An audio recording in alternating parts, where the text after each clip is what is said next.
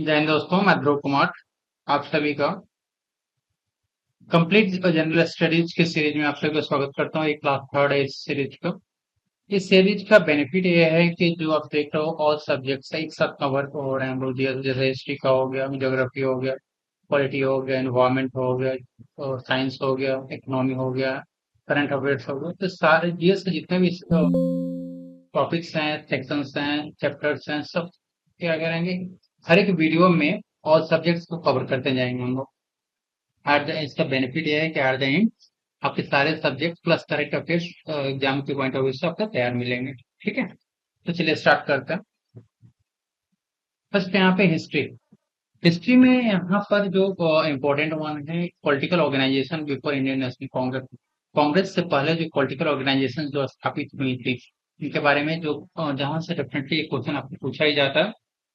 तो important organisations हैं, जैसे कि यहाँ पे फर्स्ट आप यहाँ पे देखो बंग भास्कर शिक्षा सभा। ये बेसिकली हुआ था राजा राम मोहन राय के एसोसिएट्स के उनके द्वारा स्थापित किया गया 1836 में। ये पर उसका पर्पस क्या था? पर्पस था कि पॉलिटिकल डिस्कशन, जो फर्स्ट पॉलिटिकल डिस्कशन ग्रुप बना था ये, और इसके debate social and political issues in Bengal. Land holder society very important. Land holder society स्थापना कलकत्ता में हुआ था। संस्थापक थे द्वारकानाथ टैगोर और राधाकांत देव और अदर्स थे। ईयर पूछा जाए तो 1838 में हुआ था। और बेसिकली ये बना था प्रोटेक्टेड लैंड लॉर्ड्स राइट्स, जो लैंड लॉर्ड्स जमींदार हैं, उनके राइट को प्रोटेक्ट करने के लिए, एंड इन उसके इंटरेस्ट के लिए early political organisation. British Indian Association इसका राधाकांत देव और देवेंद्रनाथ टैगोर द्वारा स्थापित किया गया 1851 में। और first important political body submitted Indian grievance to the British Parliament उसने सबमिट किया था। बॉम्बे एसोसिएशन। ठीक है, बॉम्बे एसोसिएशन इसके संस्थापक थे जगन्नाथ संकट सेठ। 1852 में इसका स्थापना हुआ था। बेसिकली इसका पर्पस था represented interest of Bombay presidency और demanded administrative reform. East India association, इसके स्थापक दादा भाई नौरोजी ने किया था। ये कहाँ पे? लंदन में किया था। तो ये भी काफी इंपॉर्टेंट है। और स्थापना 1866 में हुआ था। Basically created public opinion in Britain and favour of Indian reform, और कनेक्ट करना था Indians with the prime British MP. Indian reform association, इसके संस्थापक केशव चंद्र सेन थे। 1870 में स्थापना हुआ था। इसका जो पर्पस था social political reforms like education, women upliftment और प्रेस फ्रीडम को फोकस करना था। फिर पूर्णा सार्वजनिक सभा, जस्टिस महादेव गोविंद रनाडे, ये काफी इंपॉर्टेंट है। 1870 में इसका स्थापना हुआ था। और ये बेसिकली क्या होता है? Representative demand to government and spread political education among masters के बीच में एजुकेशन स्प्रेड करने के पर्पज से इसको किया था। इंडियन लीग विकसित कुमार घोष को द्वारा 1875 में, और इसके जो बेसिक एम था अवेकन इंडियन जो नेशनल कॉन्सियसनेस एंड डिमांड से गवर्नमेंट की बात हुई थी यहाँ पे।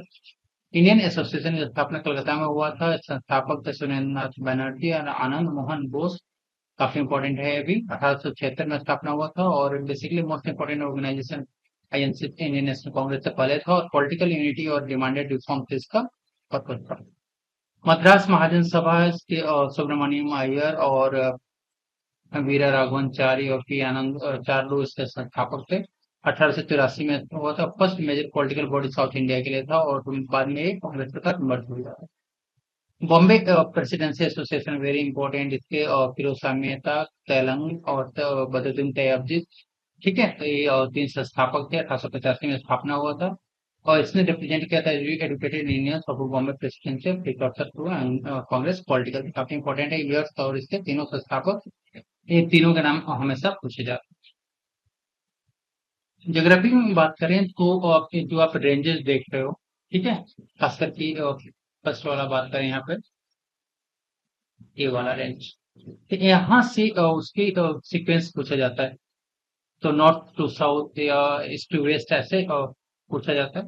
ठीक है, तो रेंजेस देखें तो पहले आता है काराकोरम, उसके बाद लद्दाख रेंज, उसके बाद जाकर उसके बाद ग्रेट हिमालय, फिर पंजाब, धौलाधर, उसके बाद लेसर हिमालय। तो ये सीक्वेंसेस आप याद रखना, क्योंकि मोस्ट ऑफ टाइम से ही पूछा जाता है। ठीक है, अब फिर लास्ट में आपका शिवालिक रेंज हो गया। फिर सबसे और पूछता है कि सबसे लेटेस्ट क्या है, नवीनतम है, तो शिवालिक रेंजेस होते हैं। ठीक है, फिर यहाँ पर आप ये देखो, ये पूछा जाता है ईस्ट टू वेस्ट और वेस्ट टू ईस्ट ऐसे पूछा जाता है, गारो खासी जयंतियाँ यहाँ से हो जाएगी। फिर ये जो हिल्स हैं आप, इनका पूछा जाता है, ठीक है। यदि नॉर्थ टू साउथ पूछा जाए या ईस्ट टू वेस्ट पूछा जाए, ठीक है, तो आप इसको देखें, मिसमी हिल्स हो गया, अबोर हिल्स हो गया, मिरी हो गया, डफला हो गया, ये काफी इंपॉर्टेंट हो यहाँ पे, ठीक है। फिर या फिर यहाँ पे ये वाला देख सकते हो कि ये पूछा जाता है यहाँ पे। फिर रेंजेस में आप देख सकते हो यहाँ पे, ये ये रेंजेस जो आपके, तो विंध्य रेंज हो गया, कैमूर रेंज हो गया, मिलान हिल्स हो गया और राजमहल हिल्स हो गया। इस तरह के क्वेश्चंस हमेशा आपके एग्जाम्स में पूछे जाते हैं। फिर यहाँ पे साउथ इंडियन देखो, यहाँ से ये रेंजेस पूछा जाता है, ये पूरा रेंजेस। तो यहाँ नल्ला मल्ला हो गया, फिर पालकोंडा हो गया, नागरी हो गया, जवाड़ी हो गया, सेवराय हो गया, पंचमहल हो गया, पालनी हो गया, कार्डमम हो गया, अन्नामलई, तो ये आप इसको जैसे याद रखते हैं, ठीक है। फिर बात करें यहाँ पे पॉलिटी में और शेड्यूल से रिलेटेड सब है यहाँ पे। जो 12 और 12 शेड्यूल है, वहां से क्वेश्चन आपके एग्जाम में होते ही होते, फिक्स होता है यहाँ से। तो फर्स्ट शेड्यूल में क्या क्या आता है कि लिस्ट ऑफ स्टेट और यूनियन टेरिटरीज की लिस्ट होते हैं, उसके करस्पॉन्डिंग टेरिटरीज आर्टिकल्स में यहाँ पे आर्टिकल 1 से एंड आर्टिकल 4 होता है इसमें। सेकंड शेड्यूल में होता है बेसिकली इमोल्यूमेंट और अलाउंस, प्रिविलेजेस, पेंशन भत्ते, ये सब की बात करते हैं, कितनी कितने पेंशन। प्रेसिडेंट हो गया, स्टेट गवर्नर हो गया, लोकसभा के स्पीकर, डिप्टी स्पीकर हो गया, राज्यसभा के chairman, deputy chairman, legislative assembly के स्पीकर और डिप्टी स्पीकर का, लेजिस्लेटिव काउंसिल के चेयरमैन है, डिप्टी चेयरमैन का, सुप्रीम कोर्ट के जजेस का, हाई कोर्ट के जजेस का, और मोस्ट इंपोर्टेंट कैट, ये पूछ लिया जाता है यहाँ पे। तो कैट भी इसमें शामिल है। आर्टिकल्स आप देख सकते हो कौन कौन से आर्टिकल्स कवर हो रहे हैं, तो ये आर्टिकल्स हो गए यहाँ पे। थर्ड शेड्यूल की बात करें तो ये और शपथ और कॉम्बिनेशन की बात करते हैं यहाँ पे, किसके मिनिस्टर से वाला ये वाला पार्ट जो है, ये भी बहुत मतलब काफी इंपॉर्टेंट है, पूछा जाता है यहाँ पे। Union state minister, candidate of for parliament, state legislative election, member of parliament, state legislature हो गया, जजेस of the supreme court and high court हो गया, एंड कैग, कैग यहाँ भी आता है, ठीक है। आर्टिकल्स कौन कौन से कवर होते हैं, ये आर्टिकल्स कवर होते हैं आपके। फोर्थ शेड्यूल में बात करें यहाँ पर, तो फोर्थ शेड्यूल जो बेसिकली है यहाँ पे कि जो राज्यसभा है, राज्यसभा के अंदर जो स्टेट्स और यूनियन टेरिटरीज के जो सीटों का बंटवारा होता है, डिस्ट्रीब्यूशन होता है, उसमें मेंशन किया गया बेस्ड ऑन द पॉपुलेशन और आर्टिकल 4 और आर्टिकल 82। फिर फिफ्थ शेड्यूल जो है बेसिकली शेड्यूल एरिया और शेड्यूल ट्राइब्स के कंट्रोल एडमिनिस्ट्रेशन के बारे में बात करता है, आर्टिकल 244 के तहत। और सिक्स शेड्यूल में क्या है कि ये भी ट्राइबल एरिया के बारे में बात करें, लेकिन northern states, north eastern states हैं जैसे आसाम, मेघालय, त्रिपुरा, मिजोरम, इनके एडमिनिस्ट्रेशन, ट्राइबल एरिया के एडमिनिस्ट्रेशन के बारे में यहाँ पे डिस्कस होता है। आर्टिकल तो जो कवर है 244 एंड 275। सेवंथ शेड्यूल की यहाँ पर बात करें तो इसमें जो थ्री लिस्टेड सेंट्रल स्टेट के बीच में जो रिलेशन है और या सब्जेक्ट डिस्ट्रीब्यूशन है, ठीक है, तो उसके लिए यूनियन लिस्ट में basically national subject like defence हो गया, फॉरेन अफेयर्स हो गया, ये सारी चीजें जो 100 सब्जेक्ट्स हैं, ठीक है, उसमें यूनियन लिस्ट में आते, पहले 97 थे, 97 तक बढ़कर के 100 हो गए। State list basically state and local topic जैसे पुलिस पुलिस हो गया, पब्लिक हेल्थ हो गया, इसमें 61 सब्जेक्ट हैं और ओरिजिनली 66 थे। कंकरेंट लिस्ट में जो कानून बना सकता है, मतलब सेंट्रल स्टेट दोनों का यहाँ पे रोल होता है। और जो एजुकेशन से एजुकेशन हो गया, मैरिज हो गया, इसमें टोटल सब्जेक्ट 52 सब्जेक्ट कवर होते हैं, और पहले 47 था, आर्टिकल 247। एट शेड्यूल में बात करें यहाँ पर जो 22 जो लैंग्वेजेस हैं, जो कॉन्स्टिट्यूशन में मेंशन किया गया रिकॉग्नाइज लैंग्वेजेस, उसमें इसमें बात करें जैसे असमी, बंगाली, बोडो, डोगरी, गुजराती, हिंदी, कन्नड़ा, कश्मीरी, कोंकणी, मैथिली, मलयालम, मणिपुरी, मराठी, नेपाली और उड़िया, पंजाबी, संस्कृत, संथाली, सिंध, तमिल एंड तेलुगु, उर्दू, ये सारी काफी इंपॉर्टेंट है। जैसे मैथिली पूछा जाता है, आपका संस्कृत पूछा जाता है, संथाली पूछा जाता है, ठीक है, उर्दू पूछा जाता है, तेलुगु, ये सारी काफी इंपॉर्टेंट लैंग्वेजेस हैं जो आपके आर्टिकल कॉन्स्टिट्यूशन में शामिल है। आर्टिकल चैप्टर 344 और 351 कवर होता है। नाइन्थ शेड्यूल की बात करें यहाँ पर, तो नाइन्थ शेड्यूल में आपका है कि country law exempted from judicial scrutiny, और बेसिकली इसमें क्या दल बदल कानून, सॉरी, 9th शेड्यूल में, हाँ, contest law exempted from judicial scrutiny हो गया, family aimed and reform, basically land reform, ठीक है, पे फोकस किया गया, सोशल इकोनॉमिक जस्टिस पे इस पे फोकस किया गया। 10th शेड्यूल में हो गया आपका एंटी डिफेक्शन और जो दल बदल कानून रिलेटेड है, ठीक है। और इसको 50 और सेकेंड अमेंडमेंट जो इसमें किया गया था, इसको ऐड किया गया था 1985 में। फिर 11th शेड्यूल बेसिकली इसमें पंचायती राज सिस्टम के बारे में बात करता है, जो 73rd अमेंडमेंट एक्ट से जोड़ा गया था। टोटल जो सब्जेक्ट्स बचे थे तो पंचायती राज 29 फंक्शनल आइटम्स के होता है यहाँ पे, जैसे एग्रीकल्चर हो गया, लैंड इम्प्रूवमेंट हो गया, land reform, land conservation, soil conservation, ये सारी चीजें होती हैं। तो आर्टिकल कवर होता है 246 फिर 12th शेड्यूल जो आपके यहाँ पे है, 12th शेड्यूल में म्यूनिसपैलिटी के रिलेटेड बात होती है। 73rd में आपको पंचायती राज से रिलेटेड है, और 74th आपका 12th शेड्यूल में 74th जो अमेंडमेंट हुआ था म्यूनिसिपैलिटी के फंक्शन से रिलेटेड है, जैसे कि अर्बन प्लानिंग हो गया, इंफ्रास्ट्रक्चर हो गया, गवर्नेंस, टोटल 18 फंक्शनल आइटम्स इसमें कवर होते हैं। ये सस्टेनेबल गोल काफी इंपॉर्टेंट है, बार बार आपके एग्जाम से पूछे जाते हैं, तो ये आपको ध्यान रखना है। फर्स्ट में आपका आता है, तो जैसे पूछ लिया जाता है कि 10th एसडीजी गोल्स क्या है, 11th क्या है, 12th क्या है, थर्ड क्या है, फोर्थ क्या है, 15th क्या है, 16th क्या है। कभी कभी मैच करने के लिए भी आ जाता है, कभी डायरेक्ट आंसर, तो 2 और 3 क्वेश्चन मोस्टली पूछे जा रहे हैं आजकल। तो फर्स्ट है नो पॉवर्टी है, सेकंड है जीरो हंगर, थर्ड है आपका good health and wellbeing, fourth है क्वालिटी एजुकेशन, फिफ्थ है आपका जेंडर इक्वालिटी, सिक्स है क्लीन वाटर एंड सैनिटेशन की बात करता है, सेवेंथ जो आपका गोल है उसको अफोर्डेबल एंड क्लीन एनर्जी के फोकस है, एट है decent work and economic growth से related, ninth industrial innovation and infrastructure से रिलेटेड है, टेंथ है रिड्यूस इनक्वालिटीज, 11th आपका सस्टेनेबल सिटीज एंड कम्युनिटी से, 12th responsible consumption and production से रिलेटेड है, 13th है क्लाइमेट एक्शन से, 14th है आपका लाइफ बिलो वाटर, 15वां आपका life on land, 16 piece justice and strong institution, और 17 पार्टनरशिप फॉर द ग्रोथ। ये 17 आपके सस्टेनेबल डेवलपमेंट गोल्स हैं, ठीक है, यूनाइटेड नेशंस ने दिया है, उसको 2030 तक इसको पूरा करना है, ठीक है। काफी इंपॉर्टेंट है, इसको आपको बैठ करके रट्टा मारी हो। फिर साइंस का सेक्शन है यहाँ पर, ठीक है। तो और बेसिकली इसमें हमने सेल बायोलॉजी को लिया, तो सेल होता क्या है, तो सेल क्या है, डिफाइन स्मॉलेस्ट और बेसिक यूनिट ऑफ लाइफ होता है, सिंपल पूछा जाता है कि व्हाट इज सेल, तो it the smallest and basic unit of life होता है, जो responsible for all life process के लिए। सेल क्या होता है, structural functional and biological unit of all living beings के लिए है, और ये अपना रेप्लिकेट सेल्फ कर सकता है, इंडिपेंडेंटली कर सकता है, इसलिए इसको बिल्डिंग ब्लॉक ऑफ लाइफ भी कहा जाता है।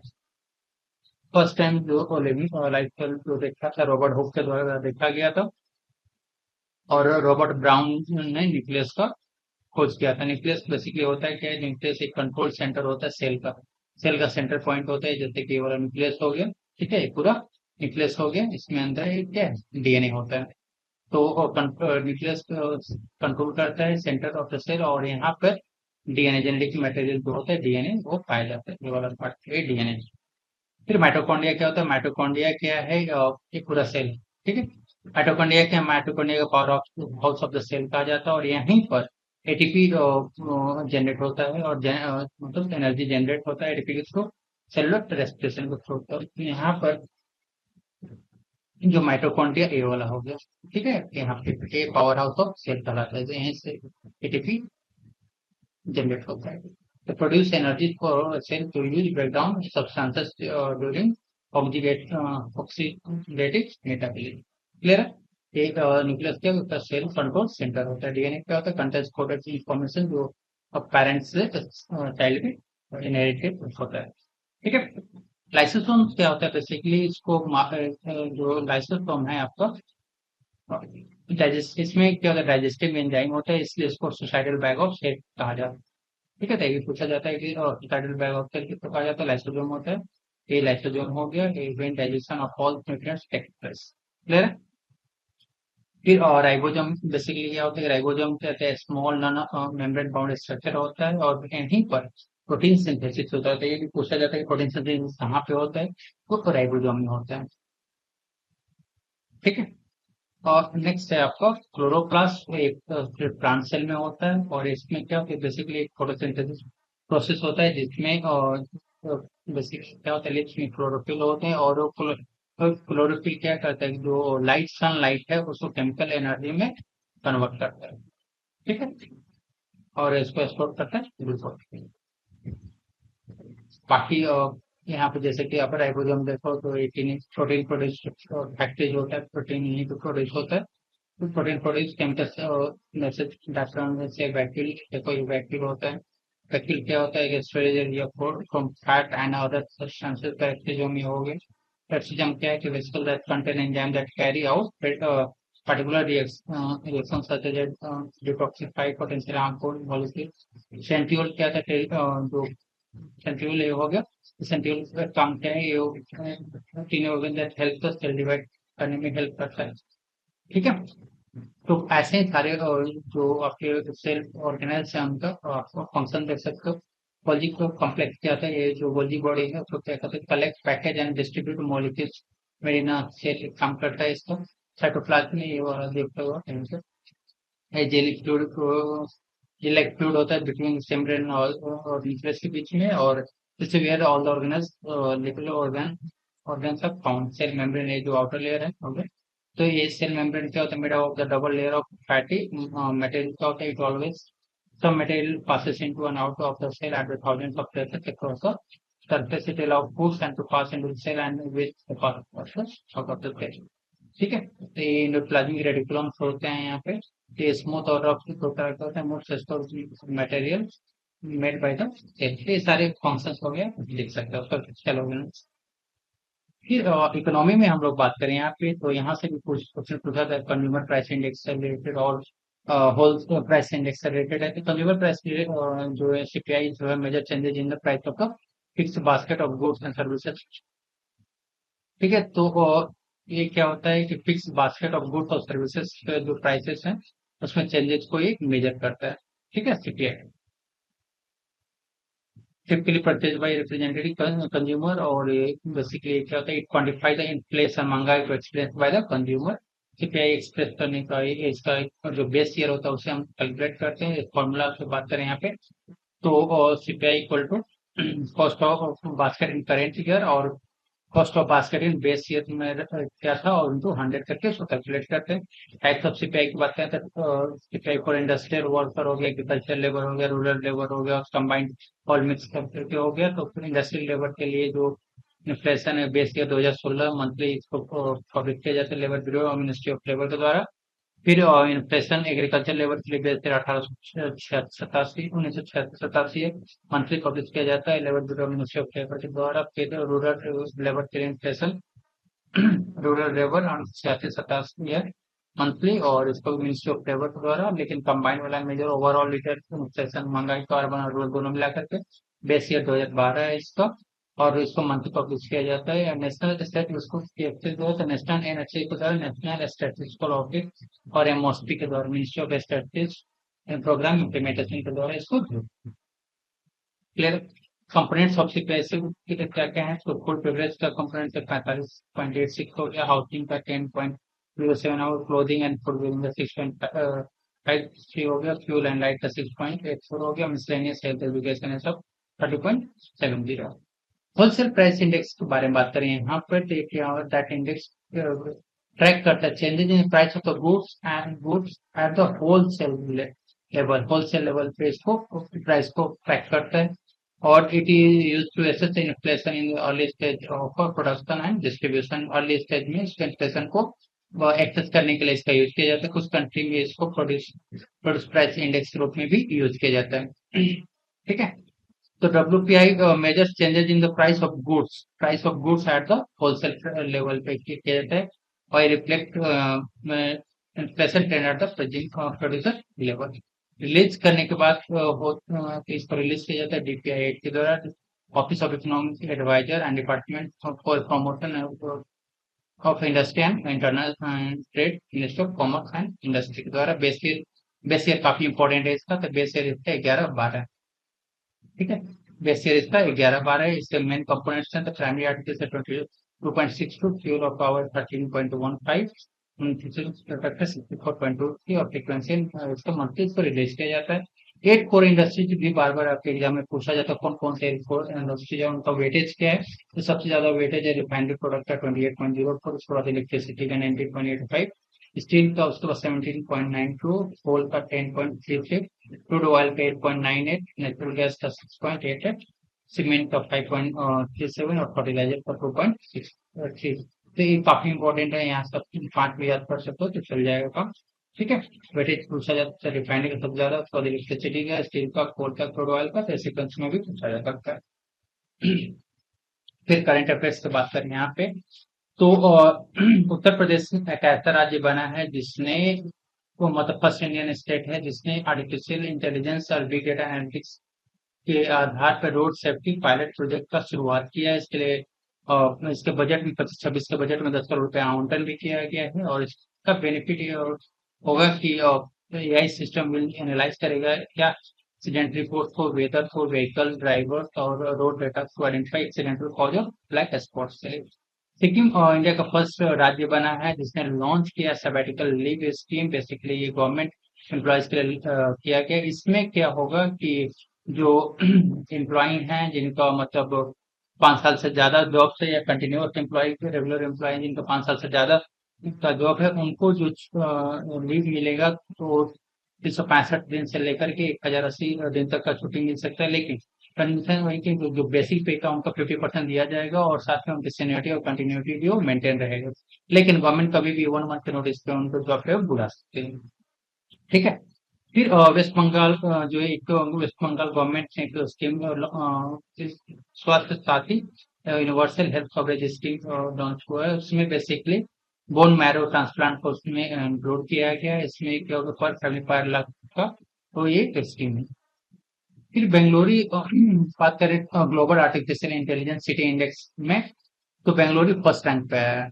बेंगलुरु को फर्स्ट रैंक दिया गया किसके लिए, 2025 तो global artificial intelligence city index में। लेकिन वर्ल्ड वाइड ये 26वां रैंक है इसको।